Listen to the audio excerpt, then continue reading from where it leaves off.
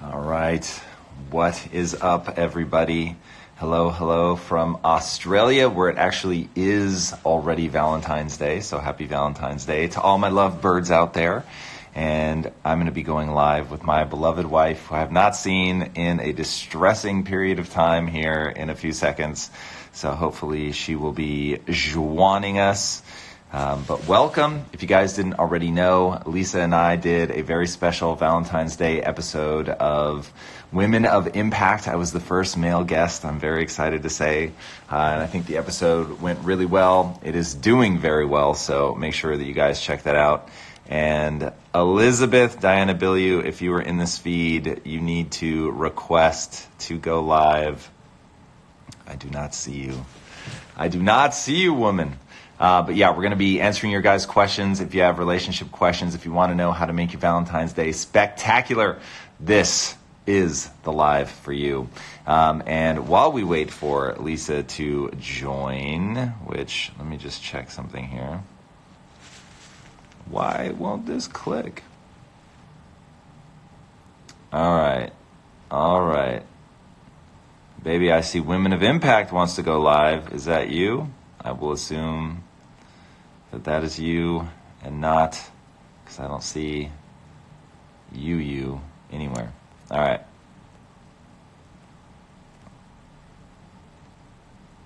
Where'd you go? Oh, no, that's just listed as a viewer. All right. I continue to lament my wife's absence here in the feed. Lisa's having technical issues. Damn it, woman. All right, so I will keep rocking it. I will tell you, well, what's up from Mexico? I will tell you guys right now, I'm in Australia. It is Valentine's Day in Australia. We're living in the future. All you people are in the past. And it has been awesome. To anybody in the feed that is actually in Australia, you guys have been very, very hospitable. This has been a phenomenal trip. I cannot thank you guys enough for having me. It's a 3-city tour here in my Australia 2020 tour. It's been absolutely incredible. So, yeah, love that. Been amazing. And today for this live, we are going to be covering how to make your Valentine's Day awesome. The special episode that Lisa and I did of Women of Impact. I was the first ever male guest. It was absolutely incredible. I think I have somebody here. Can we meet in Melbourne? No, I've already left Melbourne, but Melbourne was amazing. Pilot Yogi, hello, Australia, indeed. What is up? Looks like we have some Brazil in the house. Talk about your vision for this future decade. For me, I am focused on two things, and I think it will be for a lot more than a decade, but I'm focused on two things. One, building the studio, so truly trying to build the next Disney.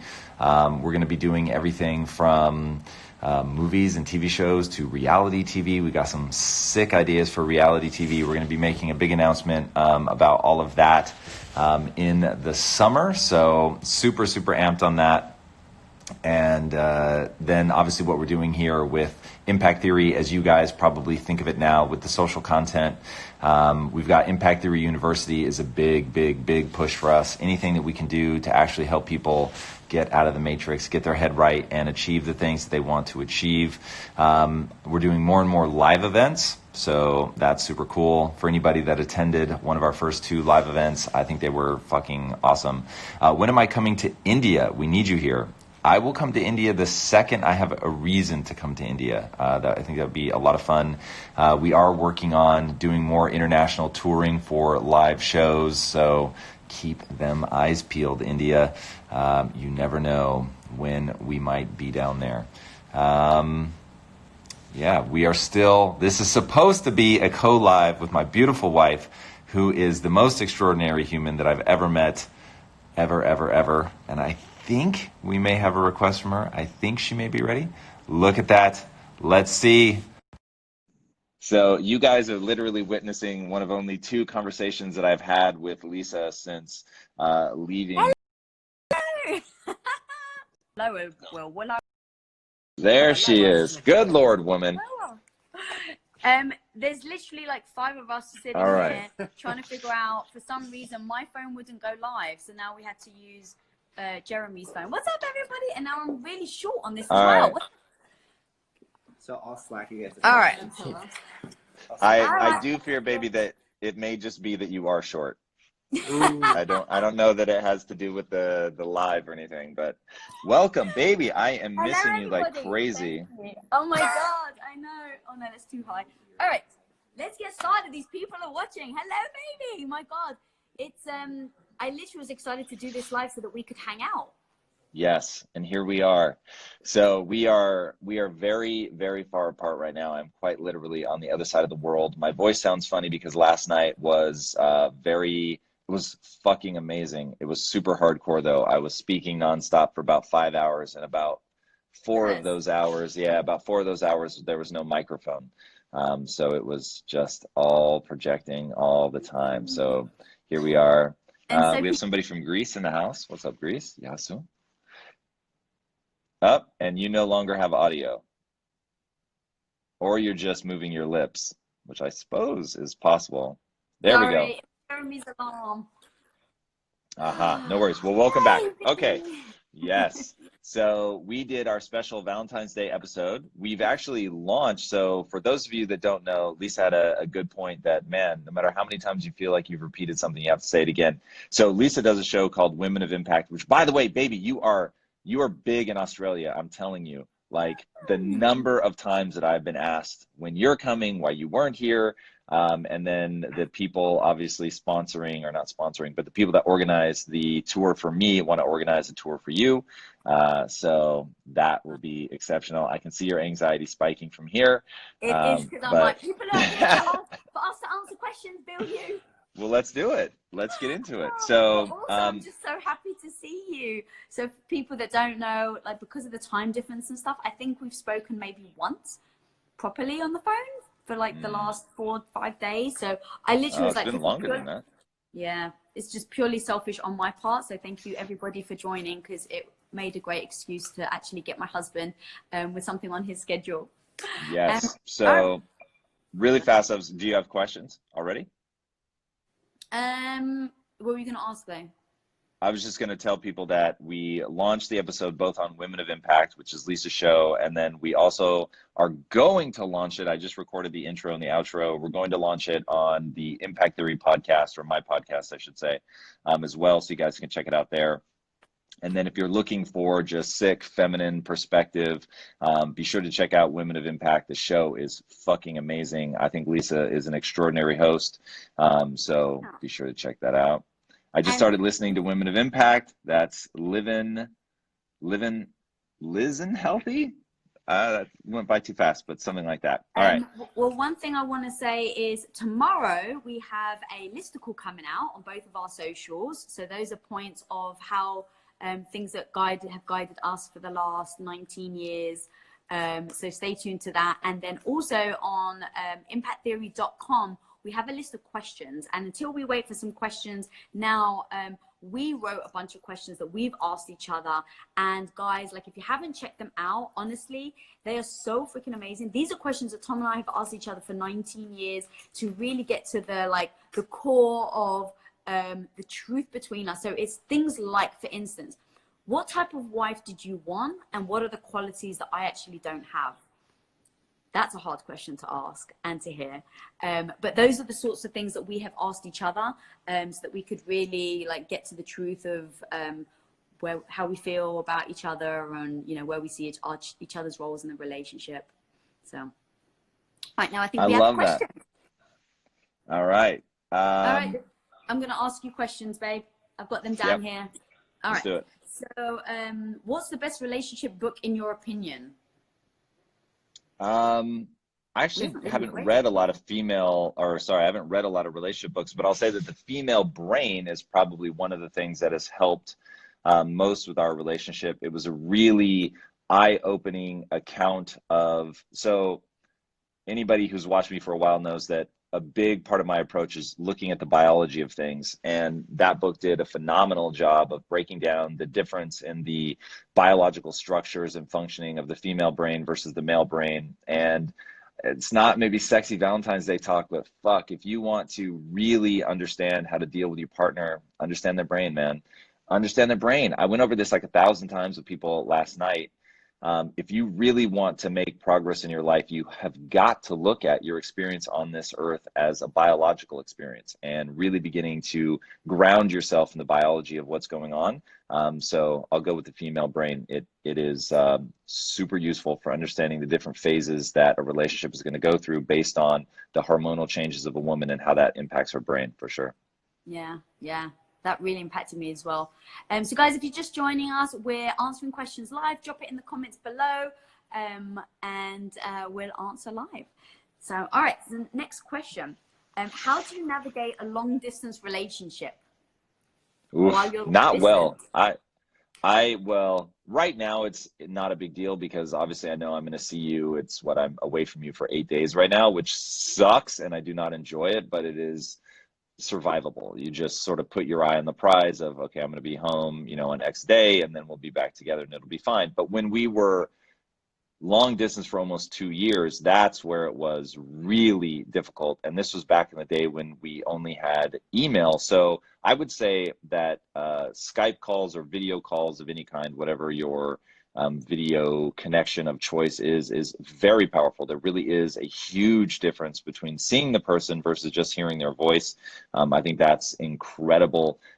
And there is no substitute for proximity. So you need to find ways with as high a degree of frequency as you can possibly afford to actually spend time together. If you need to meet in a central place, meet in a central place. If one of you can go to the other one, great. If one of you can find a way to work remotely so that you can spend a couple weeks at a time together, I highly, highly, highly recommend it. And then there's going to need to be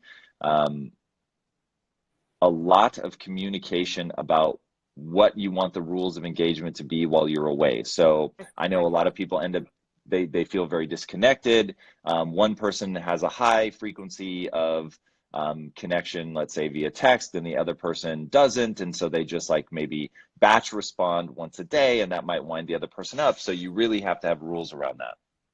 Mm-hmm. Yeah, what do you think? And then respecting each other's, you're definitely On my end, you have frozen. You back? You're back for me now. I can see you. Yeah. And just respecting each other's positions and not judging or making the other person feel guilty. So, all right. So it is impossible for me to know if you guys are seeing Lisa Freeze the way that I'm seeing Lisa Freeze. So if you are. No. Not really. No. So you're perfect on your end. That's what someone's telling me here. That's what Jeremy. Okay, then I'll just let it rock. Sorry to interrupt. That's okay. Just basically needing to respect each other's needs and not judging one for wanting more or needing more than the other. So for me, I actually want more time and attention from you. When you're away, you go into business mode. And so if you maybe text me, hey babe, I'm going to bed, for you, that's enough.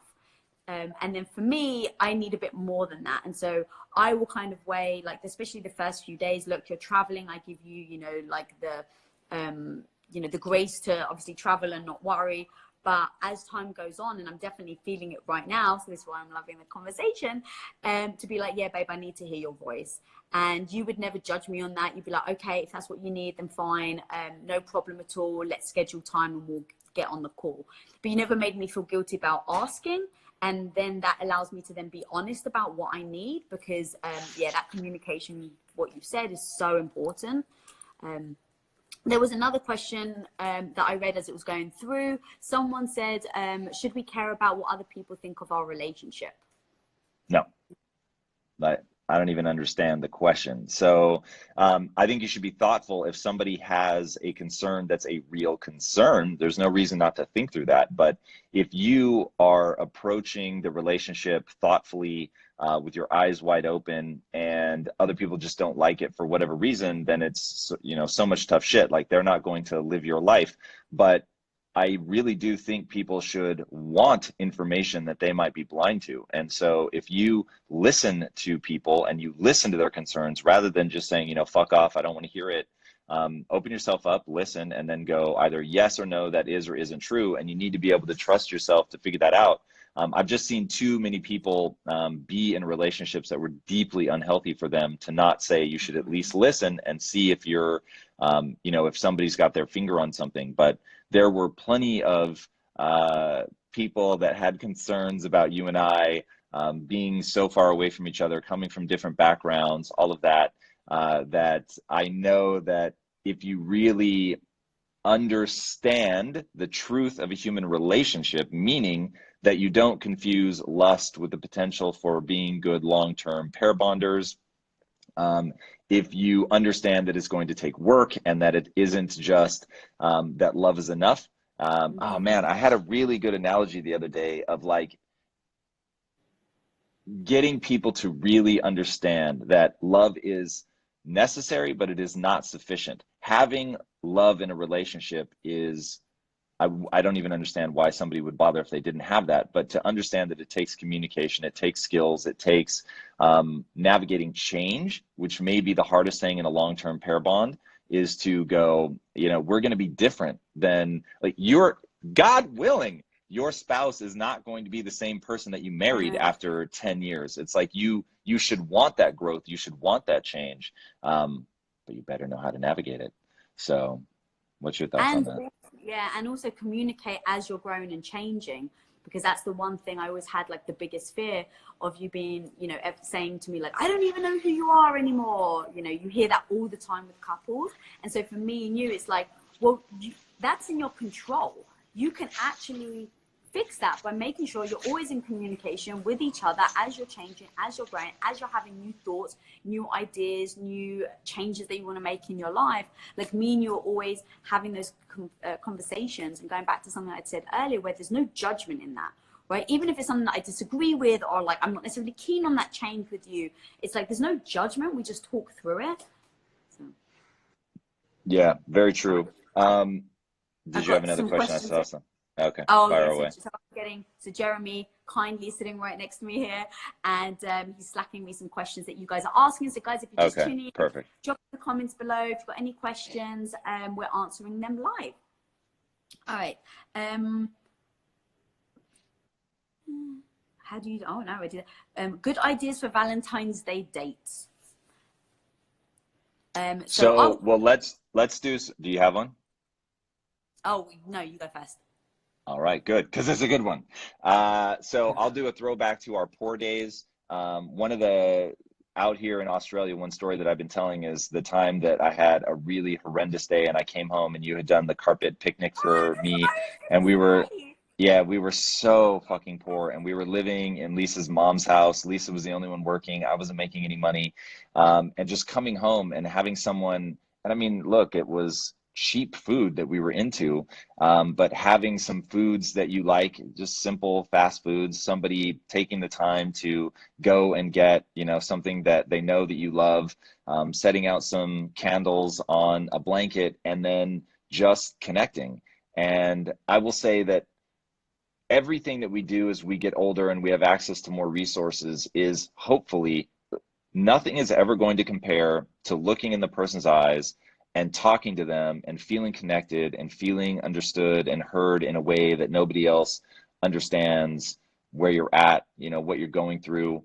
And then hopefully on a Valentine's Day, you know, speaking to people in committed relationships who are over a certain age, you know, that it leads to physical contact. And I think that sex is so important in a relationship.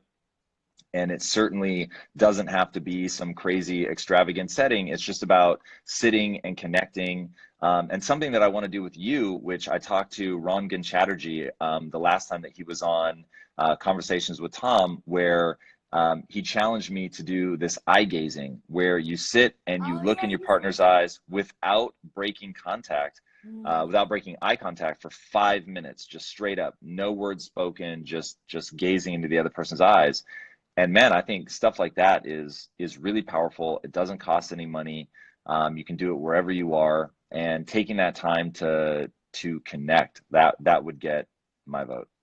Yeah, 100%. And the rug thing was great. And then another thing that we used to do, I used to print out these like fake certificates So I would go online and just type in Google, you know, blank certificate, and I would cut them out, and I would, as a gift, write like, you get 30 minutes back massage, right? And like fold it up, and that would be your gift, or, you know, and we would do that for each other. And it really does, it's not really, at least for us, it's not about where we go or what we, where we go. It absolutely is what we do. So my health has been really bad. I don't know how many people watching know about my health issues, but I've been suffering from gut issues for years now.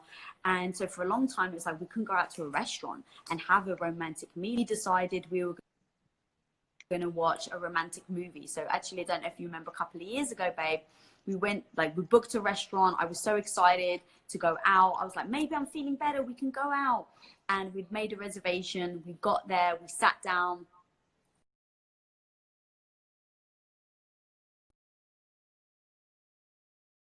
And as we're going back home, like, I was so upset because, you know, you build up, oh, it's Valentine's Day, it's going to be really romantic. And then I realized all I want in life on Valentine's Day is my husband. And you were sitting next to me. And so in that moment, I flipped a switch and I was like, all right, let's watch a romantic movie. So we literally went home, crawled into bed, put on a movie, put on the fire, and watched The Notebook. And that was like, now such an incredible memory that I have. And I could have had that memory of like, what a disaster. So people out there, if you're thinking about Valentine's Day, like, it really, to me, needs to be more about just spending, like you said, babe, the connection. And then this year, because we're not going to be together for Valentine's Day, part of me wanted to get upset. And I was like, you know what? You show me every single day, maybe not every single day, but you do show me all the freaking time what I mean to you and how much you love me. And so if Valentine's Day is one of those moments where it's like, oh, are they going to show me that they care? Then clearly you're not doing something right for the rest of the year. And so with me and you, it's like, I could have made a big deal, be like, oh my God, you're away again, you work so much, not here on Valentine's Day. But the truth is, you make such an effort the rest of the year that I'm going to give you that slack on Valentine's Day. And then I went to you and I said, like, hey, we need to hang out on, you know, to do a Valentine's, you know, something, let's go for dinner. We booked it in your calendar, but it's not until March 7th. But it's like, hey, like, so it's we choose this life. We don't have to live this life. We could give it all up and we could be with each other all the time and take Valentine's Day on the day. Or we can say, we choose this life. We're now going to adjust to it. And we're just going to, you know, plan it for another day. But not put pressure on that one day has to be perfect. Yeah, that is definitely good advice. If you're just joining, drop some questions in. We're answering some questions live here. And if you haven't seen the episode, Mr. Tom Bilyeu was on Women of Impact. So go check it out. It's a special Valentine's Day episode. It's on YouTube, Women of Impact. Or if you like to listen to podcasts, go over to Women of Impact on podcast. Yeah, we used to do a show called Relationship Theory, which, man, was a lot of fun to do. We've since stopped, but this was the Women of Impact episode that we did was a throwback to that. So if we have any fans from Relationship Theory days, be sure to check it out. It was an awesome episode. We had a really good time recording it. Yeah, we really did. All right. So can you elaborate on going to bed mad? Yeah, I mean, I think that's your idea, so why don't you run with it? Really? That's so funny. I so think of it as your idea. Really? Yeah. All right, well, that's funny. I think of it as yours. So always give credit. That's far better to give more credit than you take. So my wife had an amazing idea, and that was, so you often hear the wisdom, don't go to bed angry, and we have realized that that actually doesn't make a lot of sense, that when your emotions start getting heightened, the odds of you working your way through the issue in a calm way drop so precipitously that you're far better to take a break. So whether that's to go to bed, whether that's to just go in another room, whether that's to go hang out with friends for a bit and come back, whatever it is, like to change your neurochemistry, to get in a different state. And, you know, I think we've all had that experience where 1 minute it can all seem so clear that the other person was just being horrible to you and they're a bad person, they have ill intent. And then 10 minutes later, you're like, what was I thinking? Like, this person loves me beyond measure. Like, I feel so differently about it now. And it's so easy for me to let go and to forgive and move on.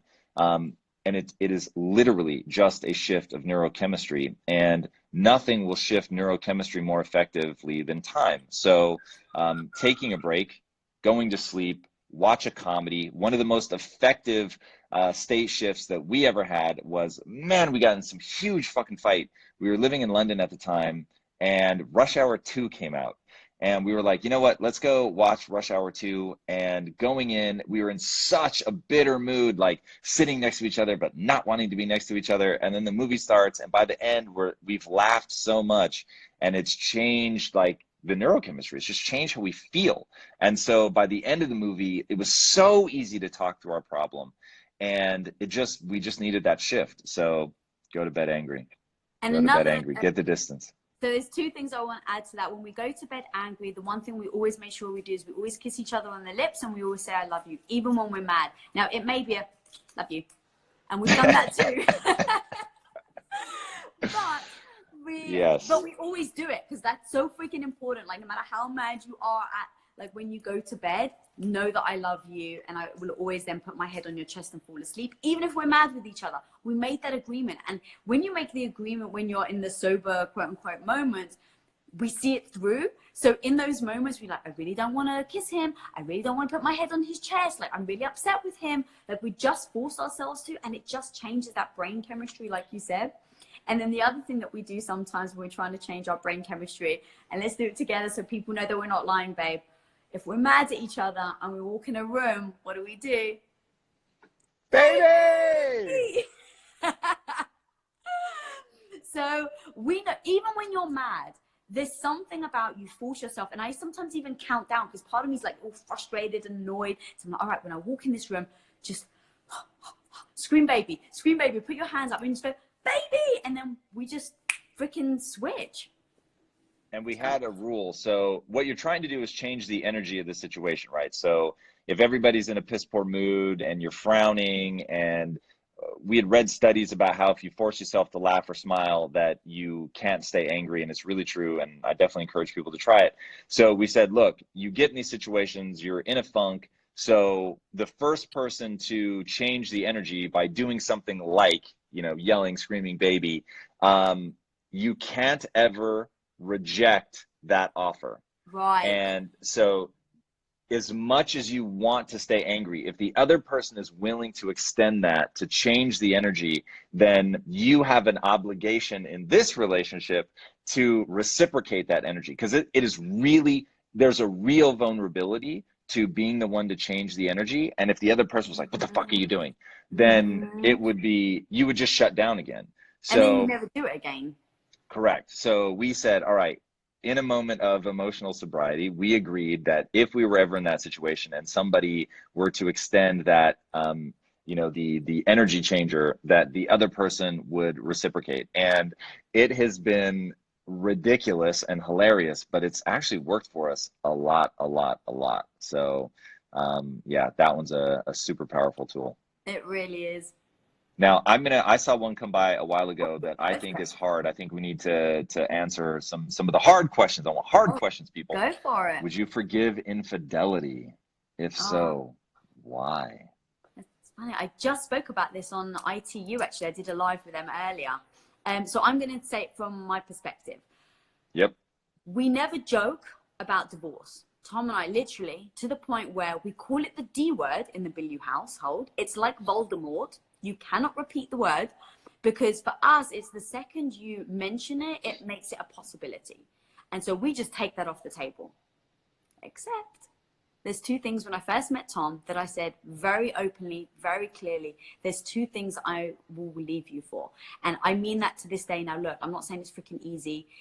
Our lives are so intertwined. I love you beyond measure. I would give up my life for you, except if you did these two things. And I would walk away. I'd be heartbroken, but I would. One is infidelity, cheating on me.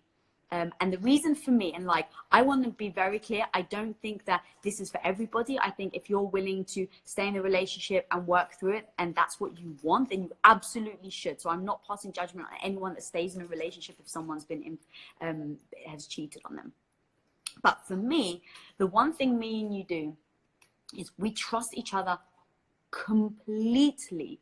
To the point where I just gave this example, to the point that if right now you're in Australia and someone texts me and they're like, hey, I'm in Australia. I just saw Tom walking down the street hand in hand with another woman. I'd be like, oh, okay, well, Maybe it was like some fan walked by and grabbed his hand and that's why, or maybe it was like his sister and I didn't know she was in Australia. Like, I would never go to, he's cheated on me. I have given myself over to that completely. Now, I know I'm risking. I absolutely know there's every opportunity you can to go and cheat on me. And I'm open and willing to take that chance because I want to be so all in on this relationship that that's what it takes. But I know that I'm leaving myself out on the table. And so because I'm doing that, if you ever cheated on me, that is gone. There's no way to build that back for me because I've made it so abundantly clear from day one that the importance of trusting you means in those situations, if someone says that you're cheating on me, or it's like, oh my God, did you see this text he sent her? I'd be like, there must be a reason. Now, that could be shooting myself in the face. I'm very aware of that. But I've given so much trust over to you that I don't think we could ever get that back. And then the second thing for me is if you ever physically abuse me. I think that spills over to like the second you disrespect me in that extreme of a manner, I could never see you in the same way that I see you. And yeah, so those to me are the two things where, sorry, going back to infidelity. Yeah, word.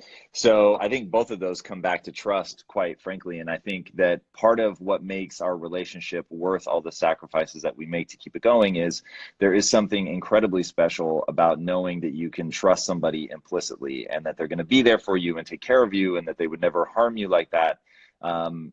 And once that's gone, that would be really, really tough. I wouldn't want to be in a relationship where I couldn't trust the other person. Like that would be a deeply uneasy feeling that I personally just don't find. I don't find it worth the sacrifice to be in that situation. Now, I am like you, I'm not passing judgment. Like people have to make this decision for themselves. And it's a brutally difficult decision that has a lot to do with, you know, what things make a relationship worth it to you, what things, you know, are a pain that is a bridge too far. So yeah, for me, it is the greatest joy of being in a relationship is sharing your life with somebody. And if you couldn't trust them and there was that eternal distance, then suddenly I wouldn't feel that same connection. And the connection for me is really what it's all about. So I'm with you on that one. Let's even take it even more of an easy, not extreme cheating or, you know, abuse, which you actually just said in the episode of Women of Impact in the special edition of the Valentine's Day episode. If you haven't seen it, check it out. But you actually say like using words against you or using your insecurities against you. Like that's even more, that's so much easier to do to each other. Talk to me about that. Yeah, so it's interesting. Somebody was just asking in the comments as well, like, why is your line physical abuse? Why isn't verbal abuse equally problematic? And I will say personally, I will say that verbal abuse, there is a level at which it becomes so gnarly that I would put it in the same category where you're really tearing somebody down. But I'll also say that, man, physical violence is a terrifying line. And I do think that is worse, but I also think that in terms of what it does to erode and demean the other person, because it robs you of agency, it robs you of safety. But there is a point where verbal abuse becomes so bad that it does that as well. So I do think your two things are really it's just an easy, bright line. It isn't the only thing. Like if I were systematically breaking you down or gaslighting you, that you would leave. So I don't want people to think like, oh, I can be verbally abusive all I want, and you know, she would just take it forever. It's not like that. We're just sort of giving you the simple lines.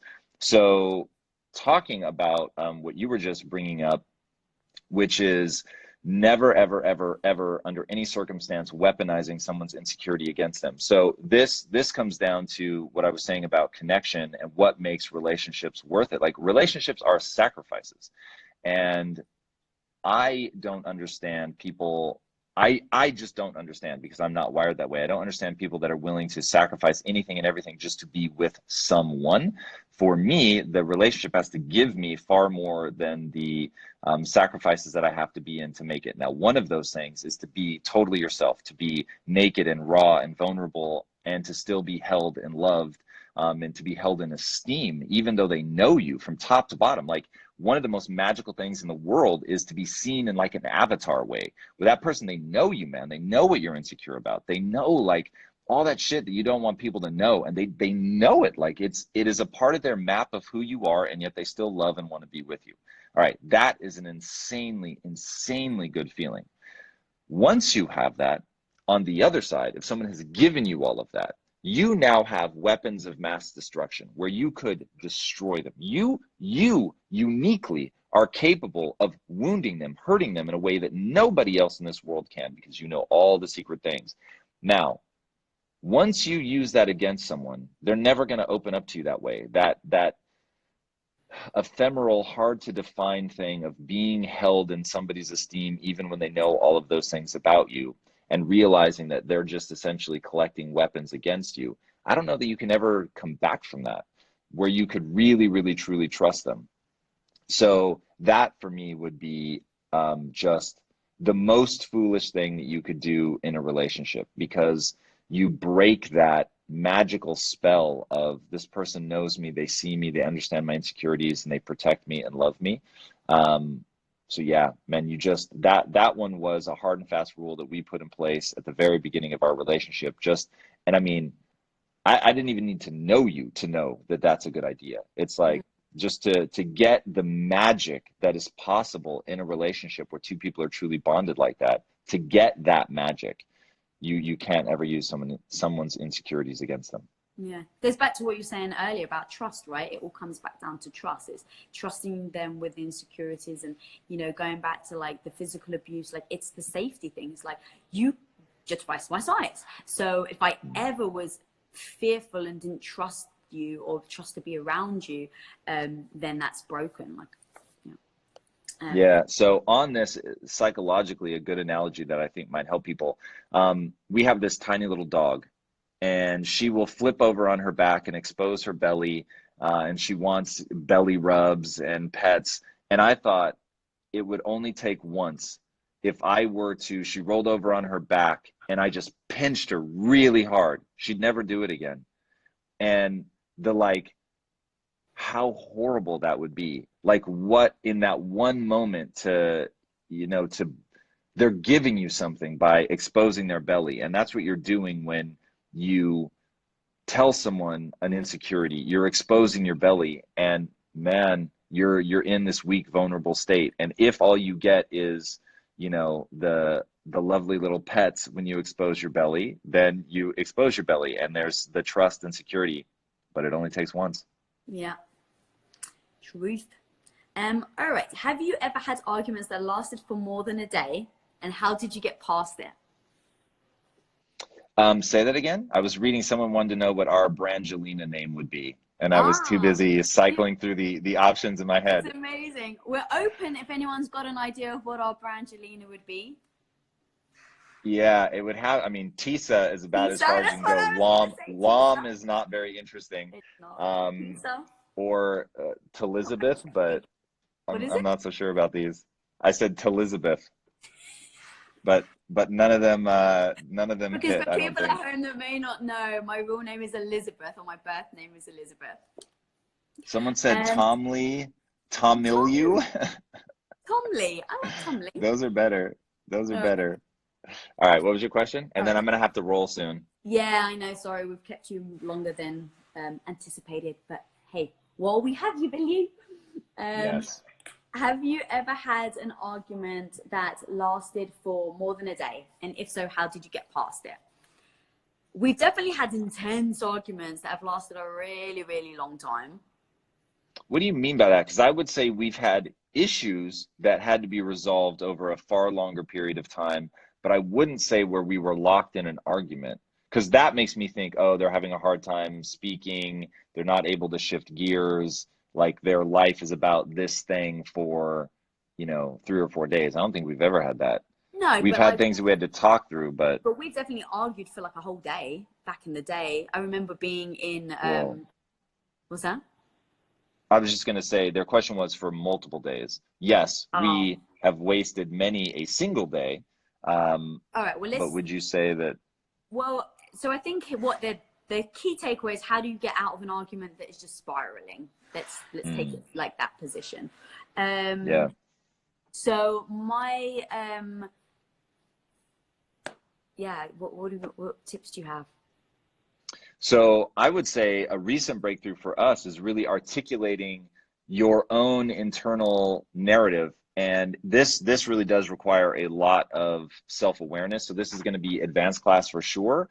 But if you can get to the point where you realize why you're getting frustrated and just say it, it is really, really powerful. One, the other person is going to see, oh, wow, like that hits you that way. And then you're also going to see like, either my reaction is disproportionate to the situation or it's not. But by forcing yourself to articulate exactly why you're feeling the way that you feel, like if you said something to me and I said, man, that really pisses me off because you're making me feel stupid and I don't like feeling stupid. It's like, whoa, yeah, I actually do have a thing about not wanting to feel stupid. So it's interesting that you saying that thing made me feel that. And I know that people are going to have a hard time believing that we actually talk like that in the middle of a fight, but we do. Like taking the time to go and articulate, hey, that's making me jump to this conclusion. I'm sort of like, because one thing we've realized is we process. So I'm very fast at getting to a single answer. It's part of why I'm able to be so decisive. You're much slower, but you'll think through a lot of different scenarios. So I'll think through one really fast and I'll get to that's the answer. And you'll be drifting sort of across 8 different possibilities. Now, when you finish thinking, and you need my input to think through them all, when you finish thinking, you will have more carefully thought through a lot of different options. But for a long time, I didn't realize what was happening. And so I couldn't understand why you would be asking me certain questions. I'm like, this doesn't make sense. Like, where are we going here? And so it wasn't until we could articulate, you were able to say, oh, I'm thinking through this and this and this, and I need to ask you this feedback in order to like solidify my thinking. And if we can introduce you to an amazing idea, an amazing quote, neither of us thought of this. I forget who said this, but it's so brilliant. I speak not so I can be understood, but so that I can understand. Let that one sink in. A lot of times people are speaking because they want to understand their own thoughts and feelings. And so when that's happening, if you think they're trying to just directly articulate something to you, it can be very frustrating, especially if you're like me and you have a deep desire for efficient communication. So that has been really, really helpful for us. So just recognizing that things are spiraling. So one thing that you do is when they're spiraling like that, you'll just say, hey, I need to take a minute. And then for me, it's been insanely powerful to articulate exactly why I'm having a heightened emotion. And if I can't articulate why I'm having a heightened emotion, then now we're dealing with the subconscious. You need to fucking stop. Like until you can pull forward from the subconscious what's bothering you into the conscious mind, you're never going to be able to be productive. So force yourself to articulate why you're having an escalated emotion. And whenever you can, sort of back off. And then this was something that I was telling the group that I was speaking to last night. I said, because people were talking like, Tom, you're a machine that's so fucking amazing. I was like, yes, but there is a point where you can spill too far into the T800 mode and your wife says to you, I want my husband back. And I said, you do have to be aware of having that softness to you, that generosity of spirit. And when in an argument, all of that evaporates and you just feel frustrated, angry, aggressive, that you need to remember that's never, ever, ever once been useful in a relationship, ever, literally never. So when you're feeling angry, frustrated, aggressive, there's no point in continuing the conversation until you can get out of that mode. And the only way to get out of that mode is through time and space, or by being able to articulate precisely what it is that's causing that level of frustration. And if you can do that, then you can probably shift out of that gear, get back to somewhere where you're emotionally generous, and you're warm, and you're not doing what I am very good at doing, which is shutting down and just being emotionally dead. And that is very different than being warm and emotionally gracious and reconnecting with that person. But those are really the only ways I think that it actually exists to de-escalate. You have to get into a different emotional state. All And right. we've been very With honest. that, I even say to you, what do you mean? I've got a couple of tips. all right, all I've right, got a yep, couple of please, tips. Give please, me please like give. 2 minutes, one Yep, minute. as All right. much as you So need. the one thing that I've said to you is, I like you to touch me. So even if we're arguing, I need you to like put your hands on my leg, put your hands on me, like touch me, because that is a signal for me that you love me. And I remind myself as well, like, okay, does he love you? Yes, you've been together for 19 years. He's proven over so many times that he's loved you. So in this one argument to then like dismiss that is like missing a beat. So I tell myself, does he love you? Yes, I've already asked you the things I need. Put your hand on my leg. That makes me feel loved. And then at one point, I had these little chips that had love on them, and I would carry it in my pocket, and you would carry one, because we would just get into these ridiculous arguments when we first met, and we're like, what were we even arguing about? So I got these little chips, and literally in our sober moments, we've said, okay, if we get into an argument, pull out the chip. What does this chip mean to us? This chip means to us is my way of saying, baby, I love you. And so we would carry around these chips, and we used it, I think, once or twice where we got into this argument. I pulled one out, gave it to you. It made you smile. I was like, okay, I love you too. And it just kicks you out of that argument. Like, you need that shift. And then the other thing that you did, which actually this is where I thought you were going to go with the answer, was you wrote a letter to yourself. So there's one time back in the day when we were, I think newly married, we would just arguing. We'd spend, hours and hours just wasting time arguing. And then, like you said, like the next day or once you've made up, never, ever, ever do you go, I'm so glad we just spent 4 hours arguing. Like, never once have we said that. So like, okay, maybe we have to have a debate. Maybe we have to have a discussion about it, but we don't want to waste hours just arguing about it. So you had written a letter to yourself, and you made me read it to you. You actually gave me the letter, and you said, babe, next time we get into this argument, read this letter to me. And it basically, if you want to say what it said. So it came from when somebody upsets you and you have an actual reason to be upset. It's like excuses. The most nefarious thing about an excuse is that it's actually valid, but it doesn't serve you. The same is true in a relationship. When the person hurts your feelings and you have a legitimate reason to be upset, it still doesn't serve you to be upset. So how do you get out from under that? So my thing was, the person has an agenda, right? They're trying to get you to stop being upset because they don't want to have to feel bad about the thing that they did, but they really did something worthy of you being upset. So I was like, but it's still never worth all the time. So the letter said, hey, me, it's me. I have no ulterior motive here. But you've never once at the end of this felt like, yeah, I just spent that Saturday very well by being pissed off all day.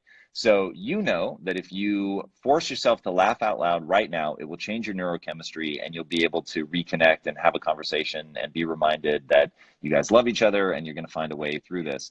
So I want you to do that right now. I want you to laugh out loud. I know it's going to feel ridiculous. I know the last thing you want to do is laugh out loud, but laugh out loud right now.